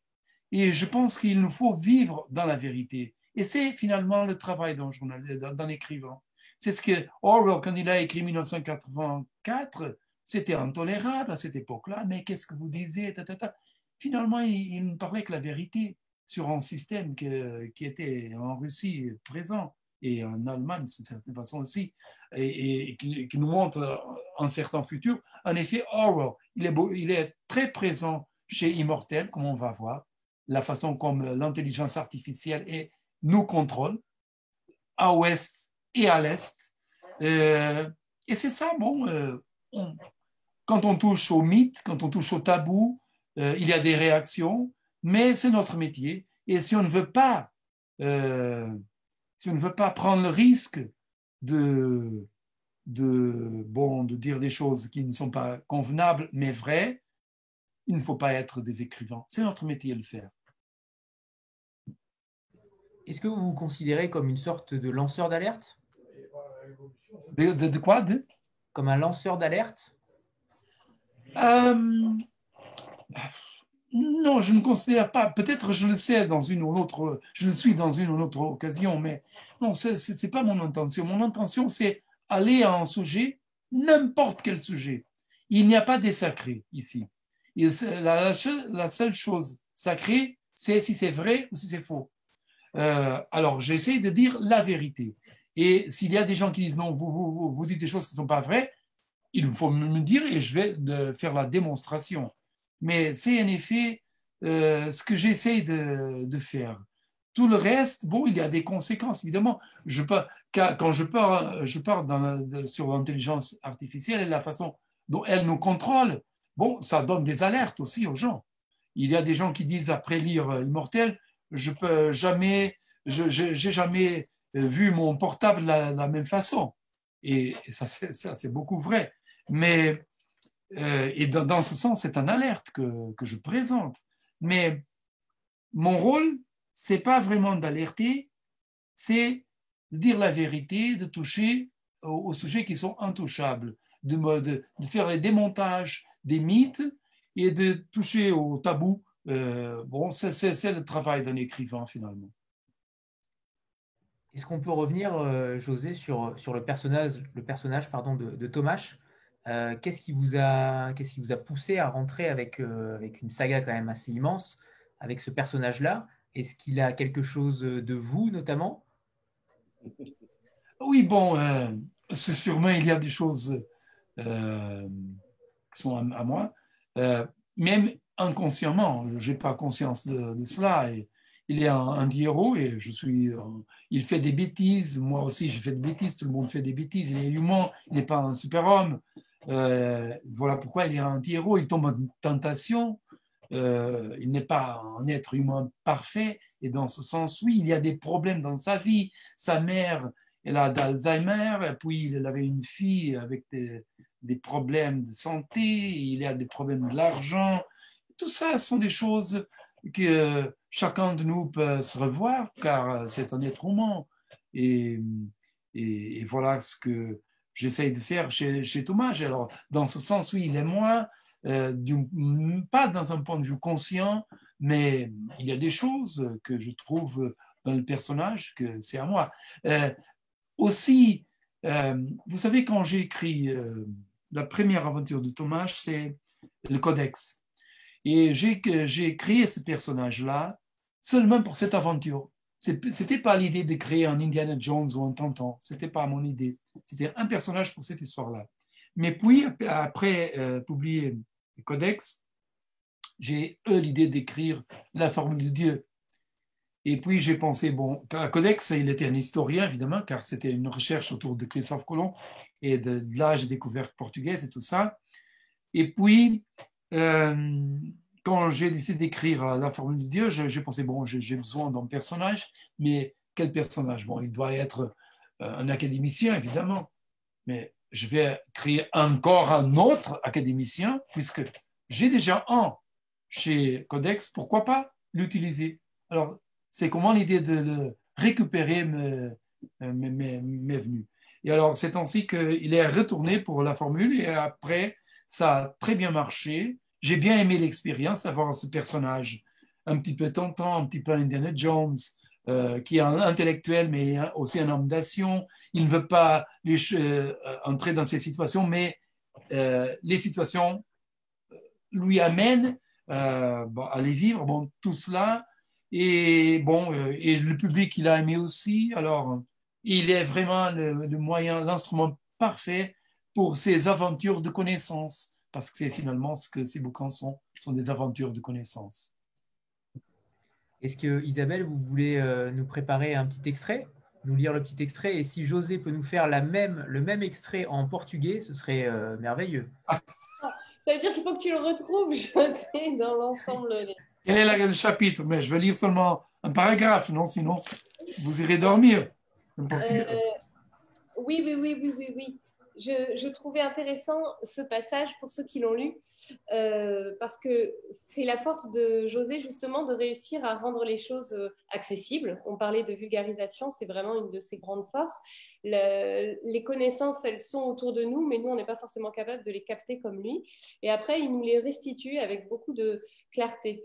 Et je trouvais très forte cette idée, cette image qui nous propose de l'exponentialité dans la problématique de l'intelligence artificielle. Alors, je vous lis ce passage. Gordon Moore a été l'un des fondateurs d'Intel, un géant de l'informatique, expliqua Weiman. En 1965, il a constaté que son entreprise réussissait à doubler le nombre de transistors par puce d'ordinateur tous les 2 ans. Cette observation a ensuite été connue comme la loi de Moore, selon laquelle la capacité d'un ordinateur double tous les 18 mois. C'est rapide, commenta Thomas. C'est plus que rapide, c'est une croissance exponentielle, ajouta l'Américain. Supposez que vous êtes dans un stade de football couvert. Imaginez que quelqu'un laisse tomber une goutte d'eau sur la pelouse. Une seconde plus tard, il laisse tomber 2 gouttes d'eau. Encore une seconde, et ce sont 4 gouttes, et ainsi de suite, en doublant le nombre de gouttes à chaque seconde. À ce rythme de croissance exponentielle, combien de temps faudra-t-il selon vous pour que l'eau recouvre les gradins les plus hauts et que les gens se noient? Thomas se mordit la lèvre en imaginant le scénario. Je ne sais pas, 1 semaine ou 2, peut-être plus. L'homme de la DARPA regarda fixement l'historien dans les yeux, curieux de voir comment il réagirait à la réponse. 49 secondes. Pardon? Si les gouttes d'eau qui s'écrasent sur la pelouse sont doublées à chaque seconde, en 49 secondes, l'eau remplira tout le stade et tout le monde sera noyé. Thomas ouvrit la bouche, surpris. Bon sang! Le plus extraordinaire, c'est qu'au bout de 45 secondes, il n'y aura dans le stade que 7% d'eau et les spectateurs ne verront alors qu'une fine étendue d'eau sur la pelouse. L'inondation destructrice se produira au cours des 4 dernières secondes. C'est ce qu'on appelle une croissance exponentielle. Assisterions-nous à une accélération similaire du rythme de l'évolution technologique? C'est ce que suggère la loi de Moore, souligna Weiman.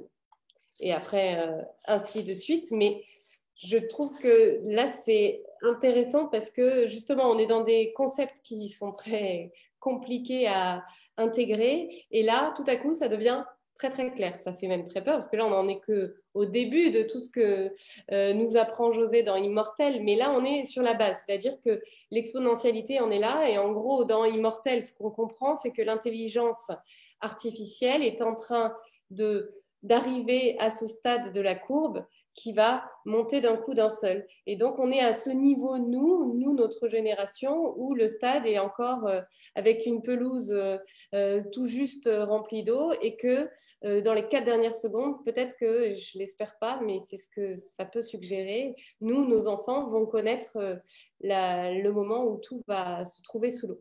Et alors, ça montre déjà la force du livre et de tout ce qu'on y apprend, mais ça montre aussi la capacité que José Rodriguez dos Santos a à nous plonger dans quelque chose de très concret, alors qu'on est dans une, comme vous disiez, Yannick, je crois, que c'est effectivement très conceptuel au départ, mais on arrive quand même à tout comprendre. Alors, José, vous pouvez prendre exactement le même extrait, mais vous pouvez en prendre un autre, car nous ne comprendrons, nous ne comprendrons rien. Donc, vous voulez le même ou peut-être le premier? Si c'est le premier même, paragraphe, non? Ouais. Le premier paragraphe du roman. Sinon, ça. Ok. En portugais. En portugais, bien sûr. Ok. Sentindo todos os olhos pousados nele, o professor Yaobai passou as costas da mão pela testa e secou a transpiração. Estava um calor úmido e abafado em Hong Kong. Mas não era por isso que transpirava e o coração lhe ribombava no peito. As pessoas acotovelavam-se no anfiteatro da universidade. Embora a maior parte fossem estudantes, viam-se vários homens de fato e gravata e nenhum deles com ar de cientista. Espiões de certo, pensou o professor Yaobai. Ça suffit, je pense. Ça vous ressemble quoi, russe ou quoi? Non, non. On a déjà, en tout cas pour ma part, j'ai déjà entendu du portugais, mais c'est vrai que c'est très chantant, hein, forcément. Oui, un petit peu de russe, c'est vrai. Mais j'adore cette langue. Stéphanie? Oui, bonsoir. Merci, José, alors moi je n'ai pas encore lu votre livre, mais si j'ai bien suivi, ça évoque l'intelligence artificielle. Et je voulais savoir quelle était votre position en fait par rapport à l'intelligence artificielle. Est-ce que votre roman délivre un message par rapport à cette nouvelle façon d'envisager la condition humaine? Et du coup, dans quel sens, comment vous vous positionnez?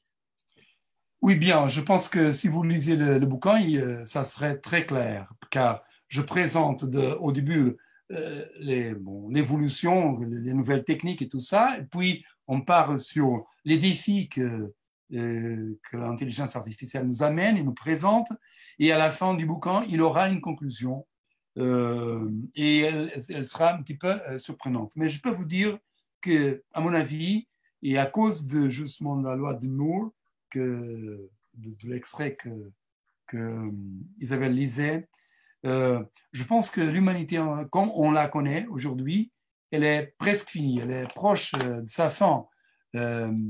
Et l'humanité, en tant qu'elle existe, elle va finir. Et une nouvelle humanité est en train de naître. Et elle est en train de naître grâce à l'intelligence artificielle, mais elle va nous amener des grands défis. Je vous donne un exemple très simple. Par exemple, il y a ce qu'on appelle comment s'appellent ces êtres qui mélangent la technique avec le biologique? Le mot m'échappe à ce moment-là. Les cyborgs. Oui, cyborgs. Oui, voilà, les cyborgs. Le monde, les gens ne le comprennent pas, ne le réalisent pas, mais en effet, les cyborgs sont déjà parmi nous. Par exemple, vous parlez à ce moment-là avec un cyborg. Moi, je suis un cyborg. Pourquoi? Parce que j'ai fait un implant dentaire il y a 3 mois. J'ai mis 3 dents de ce côté-là. Alors, c'est la technologie qui est entrée dans mon corps. Okay? Et il y a des autres qui, avec un implant cochléaire, par exemple, aux yeux, ou un pacemaker, par exemple. Il y a déjà des gens qui ont du Parkinson et il y a des électrodes au cerveau pour arrêter le Parkinson. Alors, c'est des implants dans le cerveau pour arrêter le Parkinson. À ce moment-là, Elon Musk, le patron de Tesla et SpaceX, il a créé une compagnie qui s'appelle Neuralink. Et il fait déjà des expériences pour des chips d'ordinateur dans le cerveau. Alors, vous voyez une chose, et ce n'est pas vos neurones qui vont mémoriser, c'est l'ordinateur dans votre tête qui est lié à vous. Vous voulez, par exemple, entrer dans l'ordinateur, vous installez un chip de Bluetooth, un système de Bluetooth dans votre cerveau, et vous entrez par la pensée dans l'ordinateur. Ça, c'est possible de le faire déjà aujourd'hui. Et c'est incroyable. Et avec la croissance exponentielle, on peut imaginer où ça va nous amener. Alors, à chaque moment, on aura, à ce moment-là, je suis tout biologique, sauf les 3 implants dentaires qui sont technologiques. Mais demain, ça sera une autre chose, une jambe, un œil, n'importe quoi. Et écoutez, mon implant dentaire en titanium, il est plus fort que les dents naturelles. Et vous voyez, par exemple, il y avait cet athlète sud-africain qui a gagné les Jeux Olympiques, Oscar Pistorius. Il avait des prothèses pour des jambes et il courait plus vite que les autres, car on peut produire des prothèses plus performantes que les jambes normales.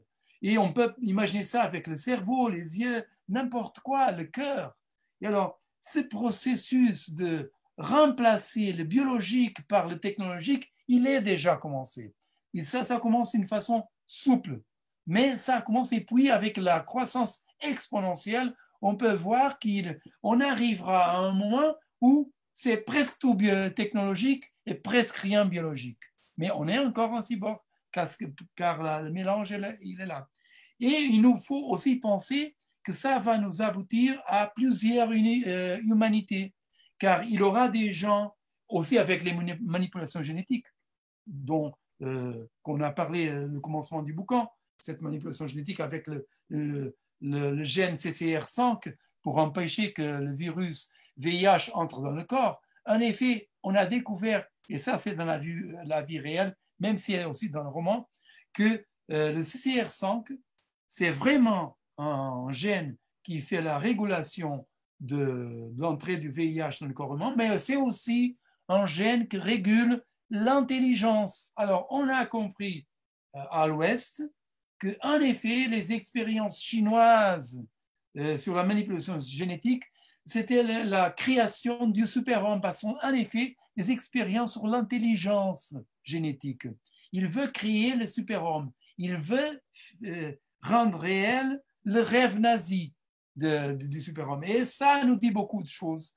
Et s'il y a des gens qui font des manipulations génétiques pour devenir, par exemple, 3 fois plus intelligents, pourquoi est-ce qu'un autre ne fera pas 10 fois plus intelligente? Et l'autre fera une manipulation de son fils 5 fois plus intelligente, et l'autre 1000 fois. Alors, nous aurons plusieurs humanités. Il y aura aussi des gens qui vont dire non, non, je ne veux pas des manipulations génétiques par des raisons religieuses, éthiques, n'importe quoi. Alors, nous aurons plusieurs humanités. Et il faut toujours penser que celui qui est plus intelligent domine les autres.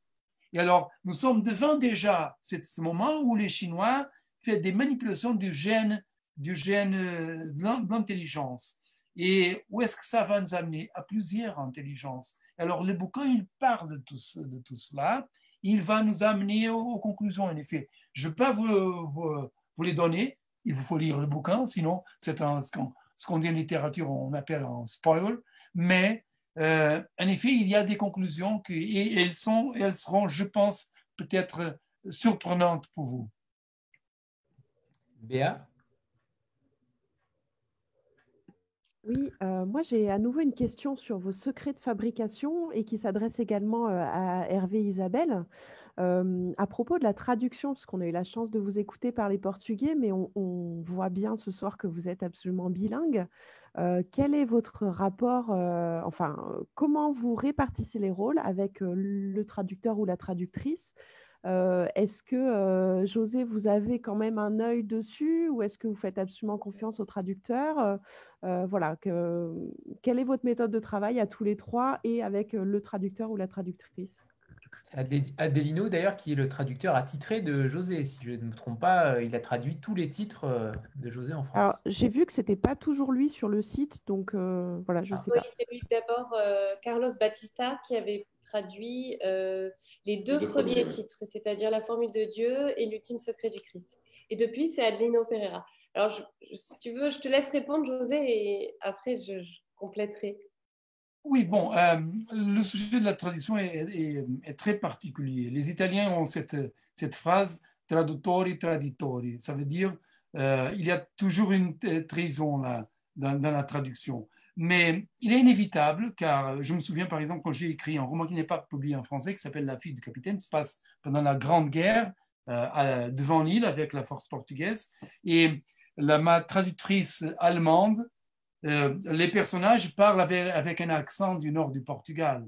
Pas un accent, avec des expressions du nord du Portugal, typiques.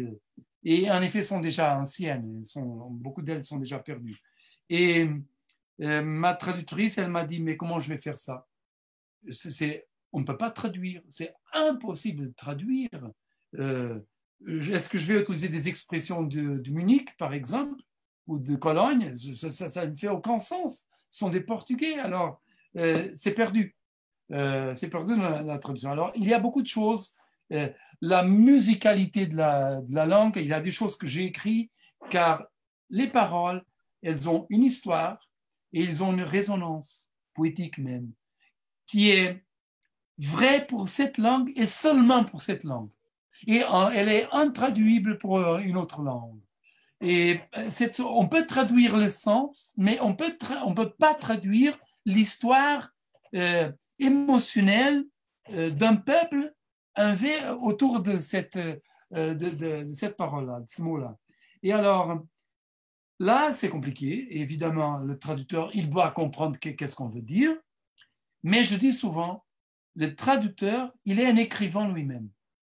Dans le sens, Lino, il est un écrivain et Isabelle, elle est un écrivain parce que finalement, les lecteurs, ils ne me lisent pas. Ils vont lire le traducteur parce qu'il va comprendre que ce mot-là, en portugais, marche très bien, mais en français, il ne marche pas. Et alors, il me faut choisir un autre mot qui a la même intention poétique, par exemple, mais il y a sa résonance autour du public français est plus forte. Et l'autre, par le public portugais, est différente. Alors, toutes ces sensibilités, à moi, c'est absolument impossible de lire un texte. Je lis un texte en français, je comprends ce qu'il dit, mais tout ce côté, toutes ces nuances, elles ne sont pas là. Alors, je n'ai pas l'arrogance de faire une correction d'un texte en français. Peut-être, si l'information elle est vraie, oui, en effet. Mais la poésie du texte, tout ça, c'est hors moi. Et un bon traducteur, je vous raconte une histoire très amusante. Dans la langue portugaise, il y a un écrivain, en effet, c'est l'écrivain le plus lu de langue portugaise, à ce moment-là, c'est Paulo Coelho, du Brésil. Vous dites Coelho? Coelho? Coelho. Paulo Coelho. Non, en portugais, c'est Paulo Coelho. Alors, Coelho, il est très connu dans le monde portugais car il écrit très mauvaisement. Et ses traductions sont toujours meilleures que le texte original. C'est une situation très, très drôle. En général, bon, ça c'est pas normal que ça se passe, mais ça peut se passer. Parce que, ce que je disais, du point de vue du style, on ne lit pas l'auteur, on lit le traducteur. Mais on lit l'auteur parce que, dans le sens de ce que le livre dit. Alors, c'est moi que dis ces choses. Mais la façon dont je dis les choses, bon, ça c'est le traducteur et c'est Isabelle. Oui, c'est surtout Adelino et moi après effectivement comme je vous disais derrière le but c'est de continuer de travailler et comme le disait José et vous devez le savoir si vous aimez ces questions de traduction, il y a vraiment deux écoles dans les traducteurs aussi et on le voit très bien quand on travaille avec certains traducteurs de certaines langues. Il y a ceux qui vraiment veulent coller au texte et aux mots de l'auteur original. Et il y a ceux qui veulent s'en détacher pour n'en tirer, comme dit José, que le sens et ensuite la poésie. Et donc, souvent, c'est très difficile parce que ceux qui veulent rester très, très proches du texte, parce qu'ils ont un peu peur, en fait, et c'est souvent la peur qui domine dans ce cas-là, il y a énormément de travail derrière, nous en tant qu'éditeurs, parce que on sent absolument, comme je le disais, tous les tics de langage, toutes les choses qui ne parlent pas à notre langue alors que ça parle dans le pays d'origine, etc.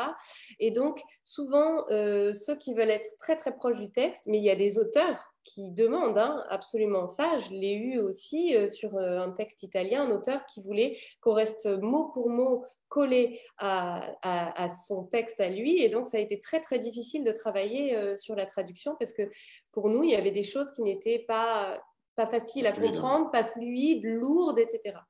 Et donc, il y a, pour moi, les meilleurs traducteurs, ce sont ceux qui arrivent à se détacher un peu du mot à mot, enfin un peu même beaucoup, et à rendre, comme le disait José, la poésie et en même temps le sens, mais avec la sensibilité du lectorat du pays en question.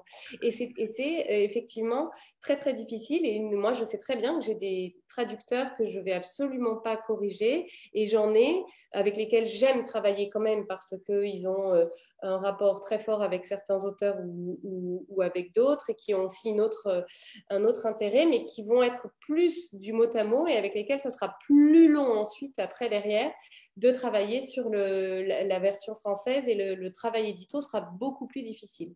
Et ce qui est bien chez Adelino, je dirais qu'il penche plus quand même sur le côté de l'interprétation, mais étant donné le côté technique de José, qui n'est pas tout à fait le même, par exemple, qu'un Frida, où on est beaucoup plus dans une histoire qui tend vers du littéraire. Sur le côté technique, là, il est obligé de rester, pas au mot à mot, mais en tout cas dans le vrai, comme on disait, et dans l'information. Et donc, il arrive bien à faire cet équilibre. Et il accepte surtout qu'ensuite, on échange, lui et moi, parce qu'effectivement, je commence à tellement avoir l'habitude de travailler sur José que je sais où sont ses habitudes à lui, qui ne seront pas forcément acceptées par un lectorat français, etc. Et donc, on échange beaucoup. Et on a la confiance de José qui, lui, quand il relit le fameux BAT dont je vous parlais, va regarder quand même les éléments très techniques, là où il sait qu'il ne faut pas qu'on se trompe. Et ça c'est toujours très rassurant, mais la liberté qu'il vous laisse, elle est vraiment très importante et très riche. Jennifer et Franck, après Brangelina, aussi Cenk Franer. C'était moi, j'avais une question pour José. Le premier cyborg que j'ai rencontré, en fait, c'est un artiste catalan. Alors, je ne sais pas si vous l'avez cité parce qu'il y a énormément de documents. Moi, je l'ai lu, mais pas lui. Qui est Neil Harbisson. En fait, il a des implants, et en fait, il réalise dans des open space en fait, des opérations en temps réel auxquelles les gens assistent. Par exemple, on peut se greffer un capteur barométrique ou des choses comme ça. Donc, il se transforme en cyborg en fait en direct. C'est un show, et ça se passe en fait en Catalogne. Ma question est la suivante. Il n'y a pas de raison que ça ne s'exporte pas. Quelle sera votre réaction quand ça arrivera au Portugal? Enfin, imaginons que ça arrive. Je ne sais pas, en effet, j'imagine pas, je ne sais pas quoi dire parce que il faudrait premièrement comprendre le sujet. Mais je n'ai pas une réponse car il m'est impossible de dire quelle serait la réaction. J'imagine qu'il y aura des gens qui penseront oui, mais bien sûr, chaque personne pense d'une façon différente. Il y aura des autres qui, évidemment, s'opposeront, c'est inévitable. D'accord. On n'a pas encore parlé de la couverture de Philippe Arnaud-Ponce. Comment est-ce que José y a contribué, ou au contraire c'est particulièrement Hervé et Isabelle qui s'en sont chargés? Parce qu'elle est quand même particulièrement jolie, cette couverture. Merci. On a quand même repris l'homme de Vitruve. Hein. Donc, une interprétation, c'est comme la traduction. Ouais, comme le disait José, très souvent, pour le coup, sur les couvertures, on est obligé de travailler plutôt sur des codes français plus que sur ceux du Portugal. Donc, on ne reprend pas la même chose. Et de la même façon qu'il vous l'a montré tout à l'heure, les deux couvertures ont des éléments similaires, mais elles ne sont pas traitées de la même façon. Chez nous, la couverture portugaise ne marcherait pas forcément, et vice versa. Donc nous, on on prend les éléments, on prépare, on travaille avec Philippe, effectivement, qui est notre directeur artistique. On le guide quand même pas mal. On le fait un brief assez serré. Et ensuite, on le présente quand même à José pour que José nous dise ce qu'il en pense. Mais à chaque fois, ils disent « Bon, c'est pour la France, je vous fais confiance. » Alors, sachant qu'en plus, dans le cas de José, et on essaye de le faire avec de plus en plus d'auteurs qu'on suit, on essaye d'établir une charte. On n'a pas de charte graphique pour la maison. En revanche, on a une charte graphique par auteur et on essaye que ce soit reconnaissable. La typo qui est un peu cassée, là, qu'on voit derrière vous, Anthony, sur Immortel, c'est la même pour tous les titres, en tout cas tous les titres de Thomas. Et d'ailleurs, pour les romans historiques, on a essayé de mettre en place une autre charte graphique qui rappelle José, mais qui montre bien qu'on n'est pas sur un Thomas et qu'on est sur un roman historique. Mais c'est vrai que là, il y a quand même L'Homme de Vitruve qui est en commun. Sur certains autres, il n'y avait pas grand-chose en commun. Non, effectivement, ça dépendait. Par exemple, nous, pour la formule de Dieu, on avait vraiment le besoin de voir Einstein. Je ne sais plus, José, si au Portugal, c'était le cas. Non. Voilà. La couverture. Souvent, on met quand même la figure de proue pour que ça puisse interpeller, parce que le pitch de la formule de Dieu, c'était si Einstein avait réussi à prouver l'existence de Dieu. Et effectivement, on avait cette envie de voir ce visage qui interpelle. Mais c'est à chaque fois quand même un sacré challenge. Et après, il est plus ou moins bien relevé. Ça dépend des... Mais d'ailleurs, pour la formule de Dieu, pour être tout à fait honnête, on s'est aussi un peu inspiré des couvertures anglo-saxonnes, qui d'ailleurs avaient transformé le titre aussi, puisque à Formula de Deus, excuse-moi pour mon accent, mon cher José, donc la formule de Dieu, en anglais, c'était traduit par l'énigme Einstein. Donc, ils avaient axé commercialement un peu plus sur le côté Einstein. Et c'est vrai qu'on s'est dit, pour le public français, notre pitch, c'était vraiment, si Einstein avait réussi à prouver l'existence de Dieu, on s'est dit, ça fonctionne. Et c'est pour ça qu'on a insisté pour avoir le visage d'Einstein qui parle à tout le monde. Donc, c'est vrai que c'est quelquefois… Et là, l'éditeur turc de José m'a contacté il y a une semaine ou deux en me disant on a vu votre couverture d'Immortel, elle est super, est-ce que vous pouvez nous mettre en contact avec le DA pour qu'on puisse la reprendre. Donc voilà, après, c'est vrai que quand on a la chance d'avoir un auteur avec 18 ou 20 pays, on peut regarder aussi ce que font les copains et s'en inspirer. Voilà. Mais il faut ajouter une chose, Isabelle, c'est les Turcs, la réaction des Turcs autour des couvertures françaises. Oui, ils veulent toujours les couvertures qu'on fait. Donc, pas la portugaise. Voilà.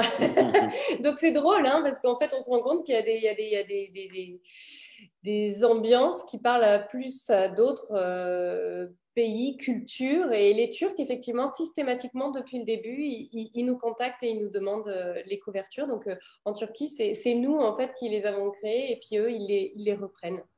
Et c'est effectivement, nous, on travaille avec Philippe Arnaud-Ponce depuis quasiment le début. Donc c'est un travail sur le long terme, on va dire. Voilà, et puis quand on fait des campagnes de communication, là, il va y avoir tout un affichage gare, sauf si on n'a plus le droit de prendre le train. On n'a pas écouté le président puisqu'on était tous ensemble. C'était pas mal, cela dit, selon ce qu'il a dit. On verra après.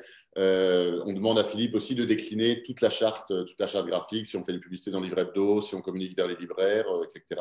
On essaye de tout décliner pour qu'il y ait une identité visuelle commune. Bon, concernant le président, sachez qu'il y a donc un couvre-feu de 21h à 6h dans certaines régions, notamment Île-de-France, mais un couvre-feu particulier, en tout cas restrictif. Cela étant, après cette jolie nouvelle, on va peut-être faire une photo. On a l'habitude de faire une petite photo. Et avant de poser ma dernière question, donc on se prépare pour la photo. Pour ceux qui ont les livres, mettez-les en avant, ce sera encore mieux. Et Emeline aurait aussi une question après. 3, 2, 1. Allez-y, José. Super. Et donc, on choisit la couverture française, évidemment. Je peux amener la portugaise aussi. 3, 2, 1. Super. OK. J'avais une question justement pour la transition qui était parfaite. Pour la formule de Dieu, j'ai vu que les droits télévisuels ou cinématographiques, je ne sais pas, ont été acquis.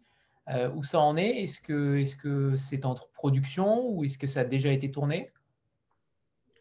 Alors, ce qui se passe avec le film, c'est qu'en effet, on a acheté les droits On veut faire un projet aux États-Unis. En effet, on a déjà trouvé les financements.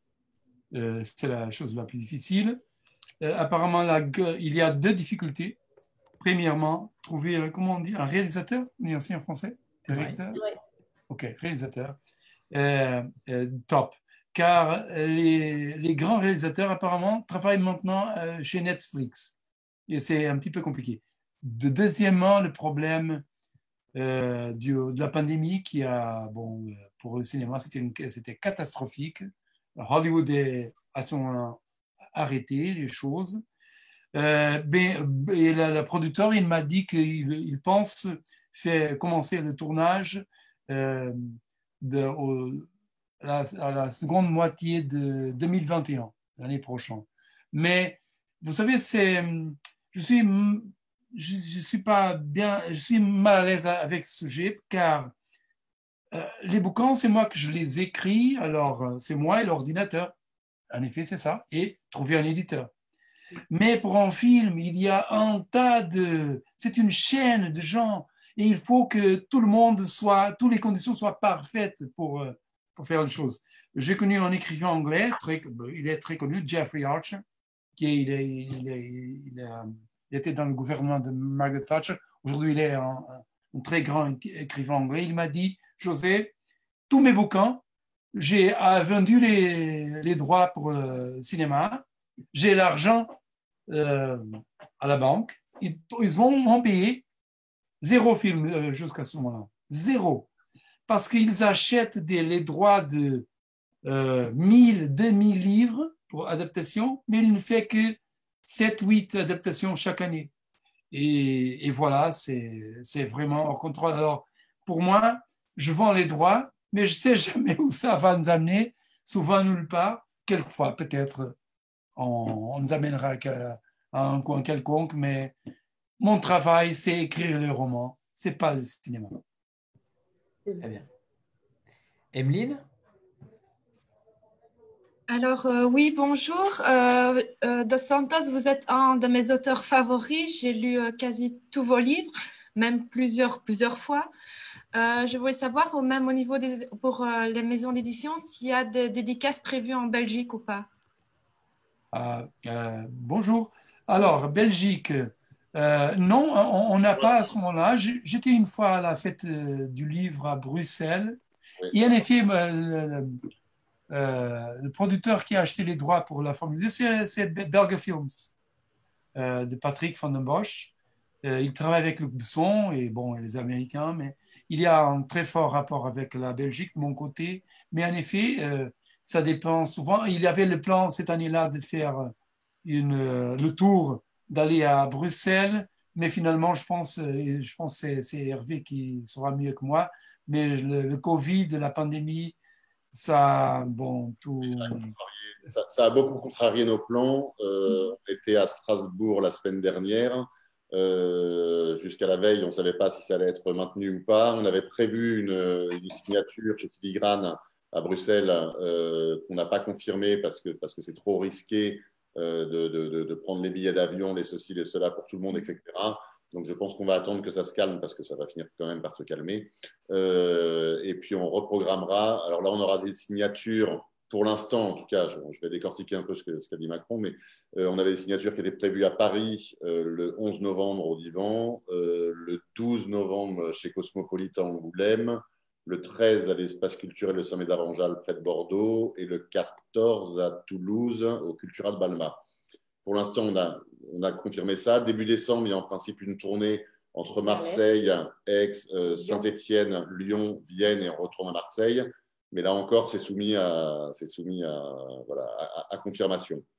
Donc, mais j'étais en filigrane déjà, je me souviens, trois fois. Et en effet, mon éditeur, il m'amène tout le monde de langue française, évidemment en France, en Suisse, en Belgique, au Québec. Je me pose seulement la question, pourquoi pas le Tahiti? Mais bon, c'est à Hervé de répondre. J'ai dit que si on vendait 100 000 exemplaires, je t'emmenais à Tahiti. C'est enregistré, hein? Oui. Avec Flore Bella et Isabelle, bien sûr. Isabelle et Hervé, on va peut-être terminer notre rencontre sur peut-être votre prochain roman qui sort le 22 octobre, Les Jardins d'hiver de Michel Moati, autant en parler aussi. Oui. Oui. Alors, qui a un pitch quand même assez fabuleux aussi. Donc, tout à fait. Michel Moiti, je vous parlais des auteurs français et des auteurs étrangers. Michel Moiti, c'est notre auteur de polar français qu'on a lancé il y a un moment, parce que c'était en 2013, avec Retour à Whitechapel, qui était son premier roman sur la véritable identité de Jack l'Éventreur. Il avait fait une enquête aussi. On se retrouve toujours un peu dans le même genre, c'est-à-dire on est entre la recherche de la vérité et en même temps la fiction. Il avait fait un très gros travail de recherche et ce roman a très bien fonctionné. Et Michel a commencé à nous montrer aussi l'étendue de ses capacités. Ça, c'est le prochain. Et Michel Moiti, c'est un auteur qui a un univers incroyablement large et qui a aussi qui a un style très fort en termes d'écriture, mais qui peut aussi bien écrire des thrillers très actuels, comme Et tout sera silence ou Tu n'auras pas peur, qui a été prix Polar de Cognac en 2017, tout comme il peut écrire des romans psychologiques, noirs, des polars historiques qui sont beaucoup plus lents dans leur travail et dans leur rythme.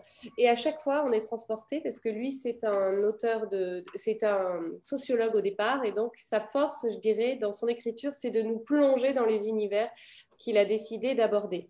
Les Jardins d'hiver, c'est en Argentine, au moment de la junte, donc fin des années 70, début 80.